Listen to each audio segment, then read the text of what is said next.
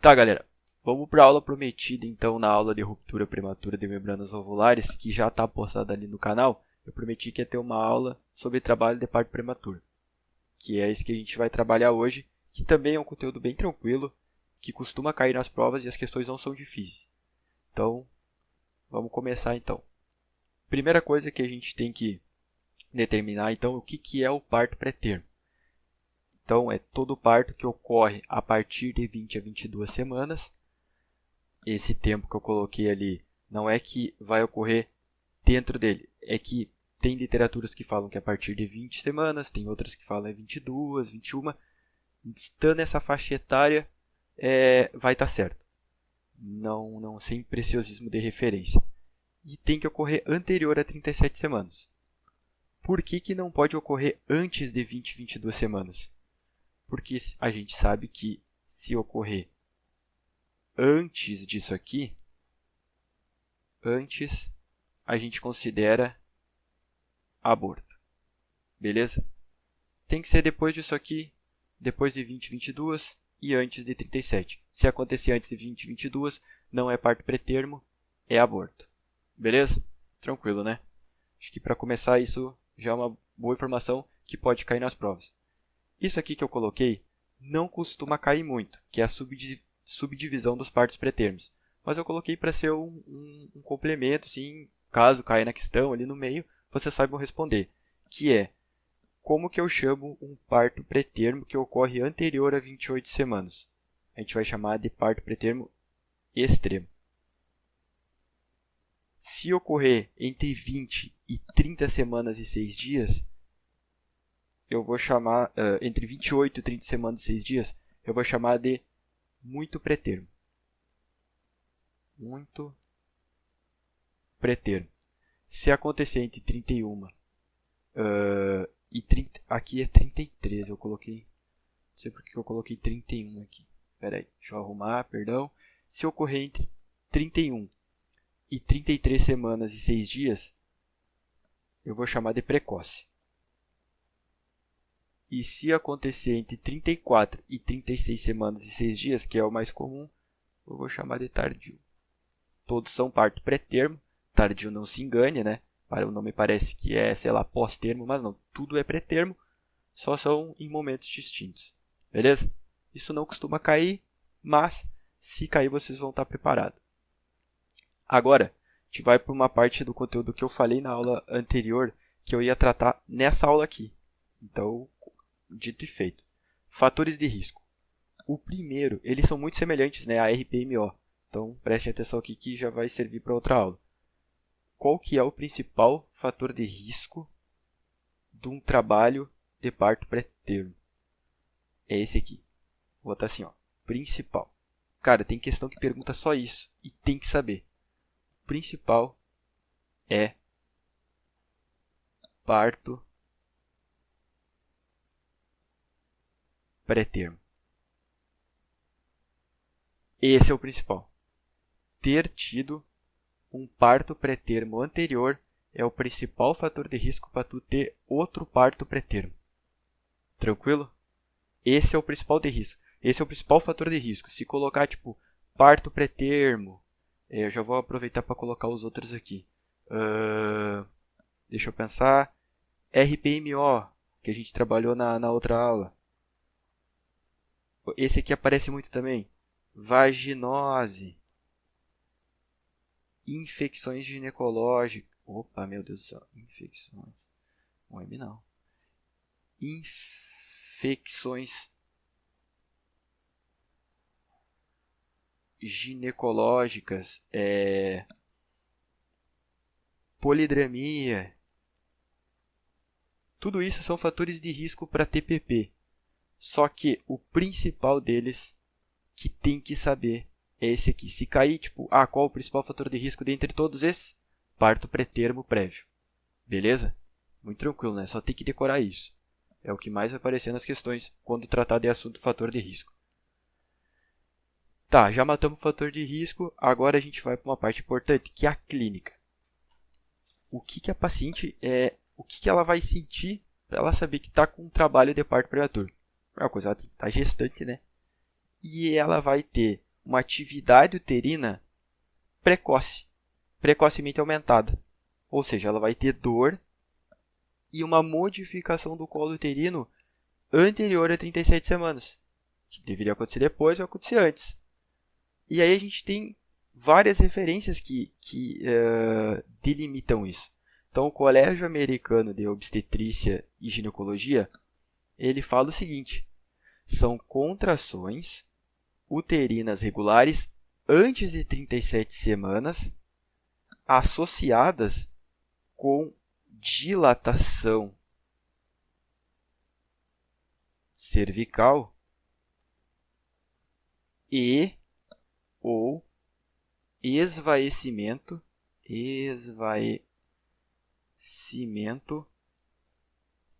cervical.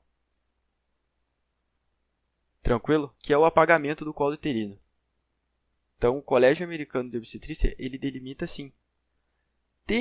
Tu pode também definir a clínica de TPP como presença de contrações regulares, que seria, né, a modificação do colo uterino, com uma dilatação cervical de pelo menos 2 centímetros.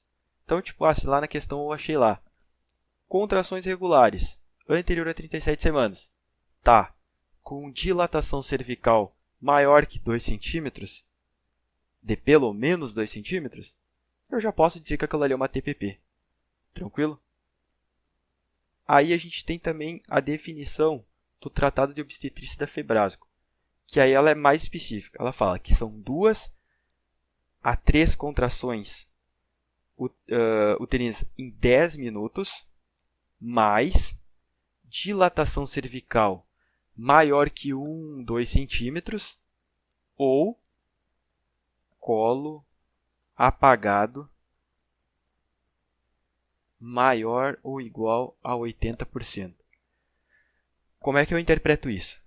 Contrações em 10 minutos tem que ter, 2 a 3. Aí eu posso ter ou dilatação cervical maior que 1 a 2 centímetros, ou colo apagado maior ou igual a 80%. Tranquilo? Um ou outro.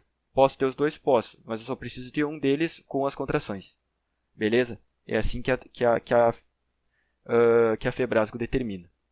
Então isso aqui é muito importante, a maioria das questões vai ter isso, tu vai ter que circular ali na hora que estiver lendo para confirmar que está com uma TPP, mas é muito tranquilo, é só decorar, é bem fácil, e aí nas questões vão ser mais fácil ainda. Tá, mas e se eu tiver dúvida? O que eu posso fazer? Primeira coisa que a gente pensa, né, principalmente falando de questões, né, não tanto da prática, mas das questões, é dosar a fibronectina fetal. Fibronectina fetal. O que é isso? Ela é tipo, acredite-se assim que ela é uma cola do trofoblasto. E que quando tu tem uma rotura ali da membrana, ela é liberada junto com a secreção cérvico-vaginal. E aí ela é uma medição, ela é um marcador preditivo para o trabalho de parto pré-termo, porque ela não deveria estar ali. Então, quando tu medir, significa que ela saiu, ela deveria estar lá na matriz, lá com o feto. Só que ela saiu e aí é um marcador, é um preditivo ali para dizer que está ocorrendo uma TPP. Então, ela é uma maneira de tu confirmar o diagnóstico. Que se ela tiver ali, ela é alta chance de tu estar tendo um TPP. E quando, assim, tem uma situação especial que é quando que eu vou coletar ela em fundo de saco posterior. Então, ela sempre vai ser coletada em mulheres de alto risco para parto prematuro com membranas íntegras, dilatação menor que 3 centímetros e idade gestacional entre 24 e 35 semanas. Eu vou deixar isso anotado porque às vezes pode ser importante saber essas informações. Então, ela vai ser coletada para mulheres sintomáticas. Então, sintomáticas, os sintomas que a gente já viu, né? Contração, coisa arada. Sintomáticas, membrana íntegra, Eu só vi uma questão disso. Tipo, tratar exatamente desses fatores, mas é bom saber. Membrana íntegra. Dilatação menor que 3 centímetros. Menor que 3 centímetros. E idade gestacional entre 24 e 35 semanas. Beleza? Então, é assim que tu vai dosar a fibronectina, né? Em fundo de saco posterior. Mas se tu tiver dúvida, tu pode dosá-la também. Tranquilo? Aí a gente tem outra maneira de se tiver dúvida, que é avaliar o comprimento do colo uterino. Isso vai ser importante também para a gente fazer uma prevenção do trabalho de parto pré-termo. Mas no geral, assim como a fibronectina tem critérios para ela ser indicada, deixa eu só anotar aqui, medir colo. A gente vai indicar só a medição do colo para as mulheres sintomáticas com ameaça de parto pré-termo e para mulheres assintomáticas com alto risco de parto prematuro. O que é o alto risco de parto prematuro? Exatamente, ter tido um outro parto prematuro e os outros fatores de risco, mas ter tido um outro parto prematuro é o principal fator de risco. Então, vocês já conseguem linkar uma informação com a outra. E assim, alguns autores eles defendem o uso universal entre 18, 20 e 24 semanas. Só que isso não é um consenso. Eles dizem que entre 18, 20 e 24, todas as gestantes tinham que ter a medição do colo. Só que isso assim, não é um consenso. Em paciente assintomático, então, a distância menor que 25 milímetros entre o orifício interno e externo e entre 18 e 24 semanas de gestação está associado com maior risco de parto antes de 37 semanas. Então, eu vou colocar assim. Se o colo for menor que 25 milímetros, antes de 37 semanas, é um risco aumentado. Risco aumentado. Tem questão que vai falar 20, tá? Aí vocês têm que se dar conta disso. Mas eu vou tratar isso melhor agora. Mas só saiba, se eu tiver dúvida, posso dosar a fibronectina fetal e eu posso medir o colo. Por que eu disse que eu vou falar do colo agora? Porque é na conduta. O que eu vou fazer com a mulher que estiver com TPP? A primeira coisa que eu posso fazer é prevenir. Prevenir que ela tenha uma TPP. E como que eu faço isso? Eu dou progesterona para ela. Olha só, prestem atenção que isso aqui é bem importante. Isso cai muito em prova. Se tiver parto, ou melhor, se tiver trabalho de parto pré-termo anterior,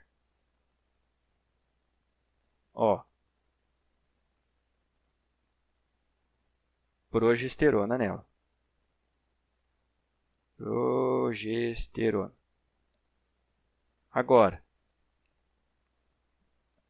se eu medir o tamanho do colo uterino dela e ela tiver colo curto, se colo curto, menor que 20 milímetros, lembra que eu falei que algumas eram 25? Pois é, vamos deixar 20 aqui. Se colo curto menor que 20 milímetros, o que eu faço? Progesterona nela. Agora, se ela tiver colo curto e trabalho de parto pré-termo anterior, o que eu faço? Eu faço uma coisa que a gente chama de cerclagem ou circlagem. Tá? Se ela tiver as duas coisas, eu faço cerclagem. Se tiver só uma, eu faço progesterona nela. Tranquilo? Não é difícil. Isso é muito fácil e tem muita questão que trata só isso. E é muito fácil acertar. Tem uma coisa assim que é importante de lembrar tem algumas questões que vão falar que abstinência sexual, repouso domiciliar hospitalar são medidas eficazes para diminuir o parto pretermo. Não, não são, tá? O que é medida eficaz é progesterona e cerclagem. Ah, eu posso fazer cerclagem se só tiver colo curto? Não. Cerclagem é só se tiver os dois. Beleza? Muito tranquilo, né? E aí, vamos supor que a gestante ela iniciou o TPP. Tá? Ela começou ali o trabalho de parto prematuro dela. E eu posso inibir? Eu tenho como inibir? Tenho. Só que eu tenho um tempo para isso, que é eu só posso inibir um trabalho de parto pretermo se ele estiver ocorrendo entre 24 e 34 semanas. Antes e depois disso, não tem comprovação de melhora da mortalidade, né? Então, é entre 24 e 34 semanas. E o que eu faço? Eu vou botar aqui, eu vou fazer tocólise. Tocólise. É isso que eu vou fazer para inibir o trabalho de parto. E por quanto tempo essa tocólise atrasa o trabalho de parto? Ah, vai atrasar para 38 semanas? Não. Tocólise costuma adiantar por 48 horas. E por que eu faço ela? Não é para prolongar semanas. Não, é só para dar tempo de... Vou botar assim, ó. Dar tempo de usar corticoide. Que eu já vou falar sobre. Que eu já adianto que é usar corticoide que serve para maturar o pulmão do feto. Entendeu? Então, a tocólise vai ser puramente para isso. Para dar tempo de usar o corticoide. E o que eu uso? Quais são os tocolíticos? Existem vários. Mas o principal deles, o que mais cai na prova, e é o que é mais usado, é a nifedipina. A nifedipina sempre vai ser a tua principal escolha, cara. Se numa questão perguntar qual é o tocolítico mais usado, qual que deve ser o tocolítico de escolha, procura a nifedipina. Tranquilo? Nifedipina é a sua melhor opção. E aí tem outros, né? Tem o salbutamol, tá? Aquele da asma mesmo. E a única coisa que eu digo assim, salbutamol tu tem que cuidar, obviamente, cuidar do paciente com asma e cuidar do paciente com hipertireoidismo. Exatamente, hipertireoidismo. Porque pode mimetizar os sintomas do hipertireoidismo o uso do salbutamol. Tranquilo? Então tu tem que cuidar disso. Tem a indometacina também. Indometacina. A indometacina, isso aqui é muito importante, cai em prova, é só usar até 32 semanas. Por quê? Pelo risco do fechamento do canal arterial. Então a indometacina, o perigo dela é esse. Se tu usar depois de 32 semanas, o que tu não vai fazer vai poder fazer fechamento do canal arterial, tá? Então, só usar até 32 semanas. Ah, tá tendo trabalho prematuro com 23 semanas. Não vai ser trabalho de parto prematuro. Lembra? Só pode ser... Quer dizer, vai ser, só tu não vai poder interromper. Tá? Então tem que ficar ligado nisso. 23 não, de 24 a 34. Então, se tiver acontecendo em 33 semanas, posso usar indometacina? Não. 31. Posso. Tá? 35. Não. Mas não posso usar nenhum. que é só de 24 e 34. Tranquilo? Lembrem disso. Tá, já falei sobre os tocolíticos, agora eu vou falar um pouquinho sobre os corticoides. Corticoterapia. Tá, não tem muito o que falar aqui. A gente usa dois. Ou tu vai usar Dexa, ou tu vai usar Beta. Vai escolher um ou outro. IM. IM. Tá? Por que não usa prednisona? Porque não atravessa a barreira placentária. Tá? Então, legal saber isso um pouquinho, sim, caso a questão pergunte. Mas, no geral, ou tu vai usar Dexa, ou tu vai usar betametasona. Nunca vai usar prednisona porque não atravessa a placenta. Tranquilo? Uma coisa que eu esqueci é, qual que é a principal contraindicação para o uso de tocólise?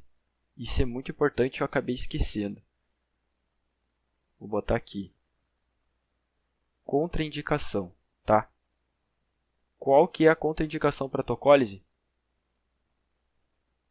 RPMO. E sofrimento fetal. Tá? Isso aqui é a principal contraindicação para o uso de tocolítico. Se tiver com RPMO, tu não vai fazer tocólise. E principalmente se tiver com RPMO com infecção. Porque na RPMO tu não tem contração. Lembra que eu comentei? Tu não tem contração, tu tem atividade uterina. Tu tem o rompimento espontâneo da bolsa antes da hora. Então tu não tem por que usar um tocolítico. Depois vocês deem uma pesquisada, uma lida sobre como é que é a ação da tocólise. Não faz sentido usar com RPMO. Muito menos com sofrimento fetal. Qual que é a contraindicação para o uso de corticoterapia profilática? Tá? Isso é legal de saber também. Contraindicação é a presença de infecção ovular.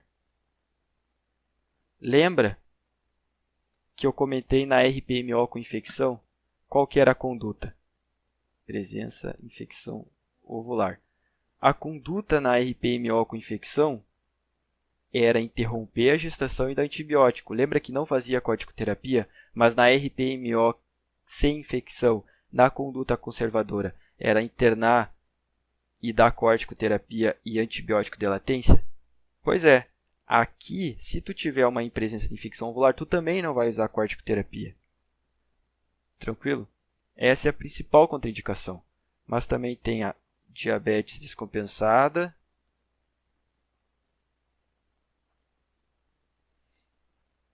e úlcera péptica. Opa, úlcera péptica. Úlcera péptica. Não é muito comum de prova, mas saibam, né? Legal saber isso aqui. E infecções maternas também. Mas a principal é presença de infecção ovular. Tranquilo? E tem uma última coisa muito importante aqui, que é sulfato de magnésio. Sulfato de magnésio. Isso aqui é um neuroprotetor. Faz parte da tua conduta do trabalho de parto pré-termo, mas tu tem indicações muito específicas para o sulfato de magnésio. A principal delas, e a que mais vai cair, só entre, obviamente, 24 e 32 semanas, que nem a indometacina. Lembra que não podia passar de 32? O sulfato de magnésio também não pode passar de 32 semanas. Guardem isso, isso é muito importante. Tranquilo? Tem outra coisa muito importante também. Só em trabalho de parto ativo, com mais de 4 centímetros de dilatação. Cara, isso aqui eu já vi em prova, hein? Muito específico, mas é verdade. Só maior que 4 centímetros de dilatação. E o parto, ó, o parto tem que ocorrer em no não, né? Em no máximo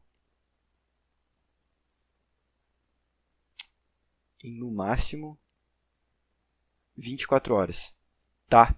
Então tem uma questão que eu fiz que era assim: o parto está previsto daqui 3 dias.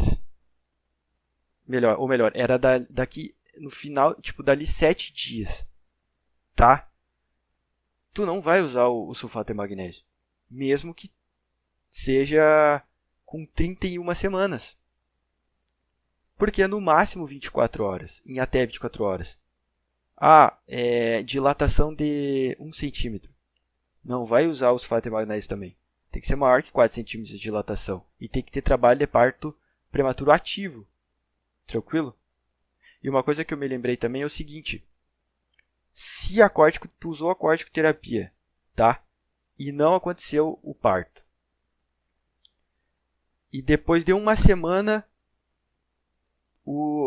tu começou um trabalho de parto de novo. Eu posso usar a corticoterapia? Depois de uma semana, sim. Mas digamos que aconteceu um novo trabalho de parto pré-termo 4 dias depois. Eu não posso mais usar. Tranquilo? Tem que ter um gap ali de uma semana para poder voltar a usar a corticoterapia. E o sulfato de magnésio são essas indicações bem importantes aqui que tem que ter decorado. Tá? E a betametasona, eu até tinha notado aqui para falar que assim, ela costuma ser 12 mg IM uma vez por 2 dias e a dexametasona 6 mg IM 2 vezes por dia por 2 dias. Tá? Não é muito relevante, só tem que saber que é dexametasona e betametasona. Galera, de trabalho é parto pré-termo. É isso. Tá? De novo, eu falei na outra aula que vocês respondiam 100% das questões com essa informação. Com essas informações aqui, eu digo para vocês que vocês resolvem 99,99% das questões de residência do Brasil. Vai ter 0,1% ali, que é uma questão mais viajada, que vai tratar sobre profilaxia de EBS, que vai ter um vídeo específico aqui no canal. Mas assim, procurem lista de exercícios, façam, que eu digo que com essa aula vocês respondem elas. Tem as informações necessárias para responder a questão aqui. Tranquilo? Muito obrigado. Não se esqueça de se inscrever no canal e dar like. Beleza? Muito obrigado e até a próxima.